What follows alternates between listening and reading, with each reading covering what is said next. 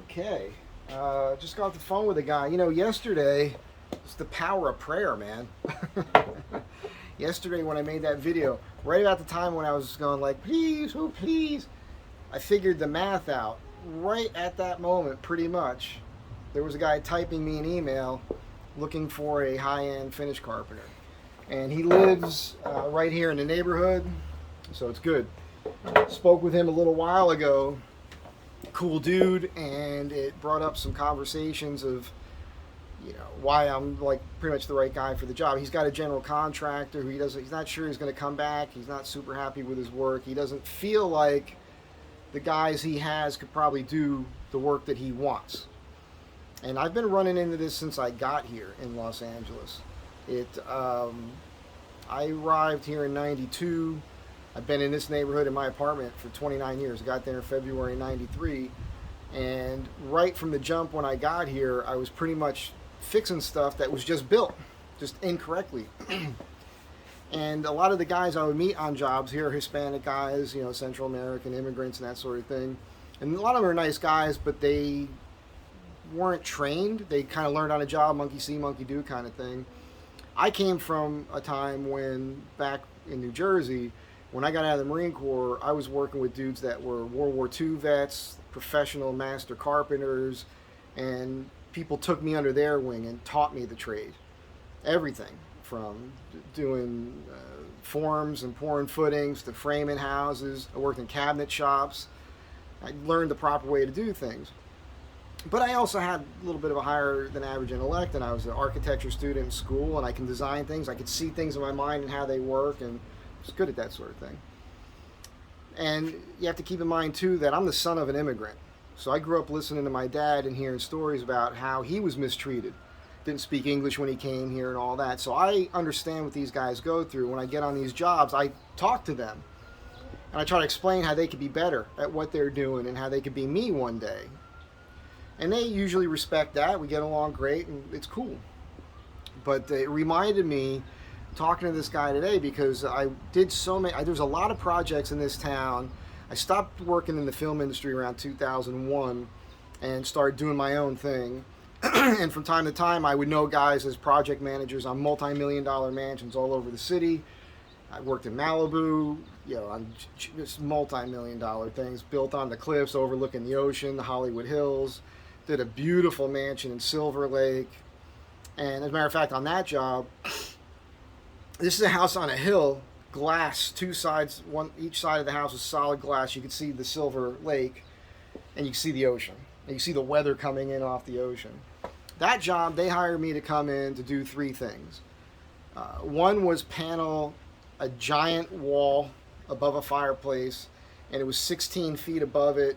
It was 4x8 sheets of 3/4 inch plywood that had a walnut veneer on it that had a wrap around at 90 degrees with a 45 miter, and all the grain had to line up perfect.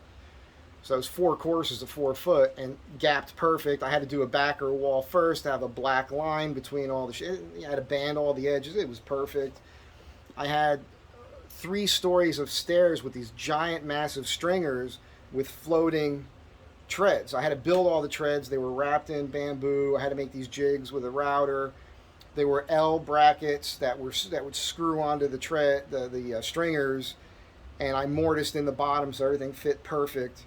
But they were long runs because the floors were taller than average. So at one point you're 30 feet in the air. You're sitting on the tread you just put in to put the next one in. Perfect.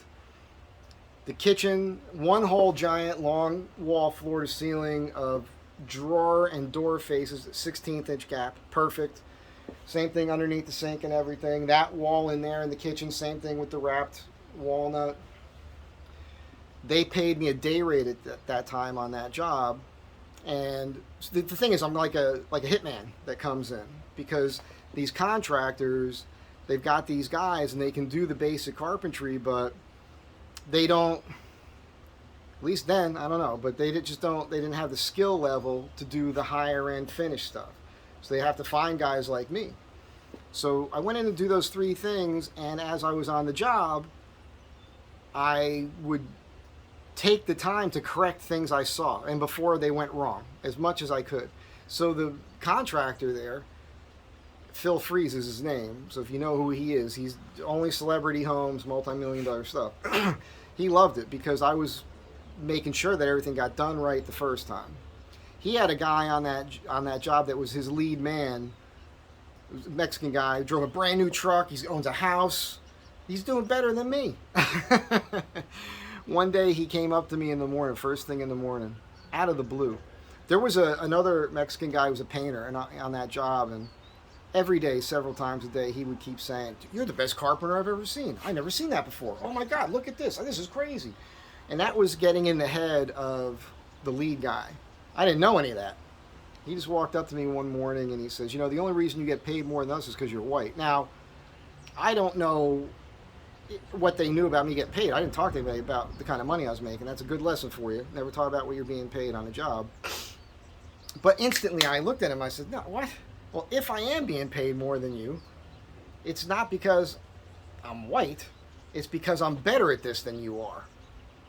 And that guy, for a week, the whole week, he was in this bathroom that had some weird angles to it, trying to figure out some molding.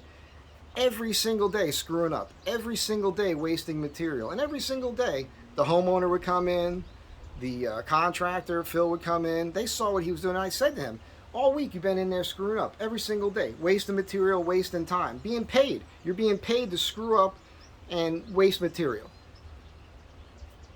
Do you think they're happy about that? How many mistakes have you seen me make? 0. That's how many. So it was, he just bowed his head and walked away. But it's just one of those weird situations. And that's what I would end up doing a lot of the time, is just coming in and getting things done right. I worked on a project up here in the hills at one point just to talk about construction methods. I was taught to crown walls when you're framing a wall. You sight every 2x4 and you look for the crown. You put them all up in the same direction. This way, when you stand the wall up and you rock it and you look down it, it appears to be straight. If you didn't crown your wall and you got a couple crowns this way, a crown the other way, this way, this way, this way, when you stand that wall up and rock it, it looks like the ocean when you look down it. That's not correct. And this project, a buddy of mine was the project manager on it. He calls me and says, "Mike, I need help. I got like 8 or 9 guys working. We're not getting anything done. They're redoing stuff. They can't get it right." So I drove up there, didn't tell anybody who I was, got there about 10 a.m. So everybody was already working. Went up on the roof, looked at what guys were doing up there, walked around, looked at different carpenters. Nobody was communicating or working together. Sized up the situation. The guy, my friend at the time, had a makeshift office in the garage. Went in there and said, "Look, you got to fire these 6 guys. There's 3 guys here I think I could work with." He's like, "Would you take the job?" I said, "All right, you know." This was a company that the max they would pay was $25 an hour, and it was on the books. I had already walked off one of those jobs on another multi-million-dollar home like 2 years earlier. Because to me, that wasn't enough money. And anyhow, so with a skeleton crew, we got more work done and better quality. And it was funny because I bring up the crowning because the outside of the structure was wrapped in a material, I think it was called Parklex. It was like a plexiglass 4x8 sheets with a wood veneer on it with a UV coating over that. Now this stuff has no structural integrity to it. It's pretty thin. It's like a 1/4 inch thick, 3/8 of an inch thick, something like that.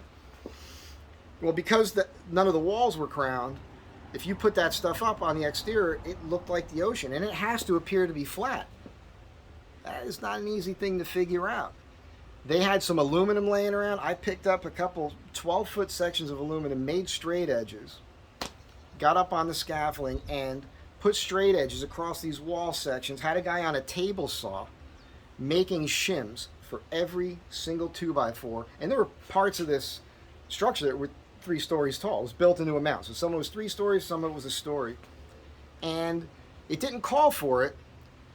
I could have butted the joints at the corners, but I mitered them. And at one point, there was a 30-foot section where you could get underneath it and look. And it was a perfect straight line mitered, Parklex. Perfectly straight. And it was funny because the homeowner started coming by with the guy that owned the contracting company, singing my praises, all this stuff. And I said, well, because they wanted me to go look at another project. And I said, well, you got to pay me more money. He goes, oh, we're capped at $25 an hour. That's all we pay anybody. I said, well, then I'm quitting. Well, what do you, I said, I just saved you. You fired 6 guys. You've got 6 extra salaries. You could definitely afford to pay me more money. But you're choosing not to, so I'm walking. It's crazy, man. But anyhow, it was really cool talking to this guy. I'm going to go look at this project on Saturday. So, positive thoughts. It's just funny how right when I was praying for help, he was looking for me at the same time. And it was interesting talking to him because it brought up all these memories about there's so many. I could talk for hours about projects I worked on and working in this trade and working in cabinet shops and getting in fights on the job site, especially where I came from. It's a different world now. There's no women on the job sites when I learned this stuff. It's just a different place now. So anyhow, have a good day. Thanks again for the positive vibes. I'm feeling them. I'm in a much better mood today, and it looks like there's a turning. It might be turning for the more positive. So be good to one another. Have a great day. Wish me luck.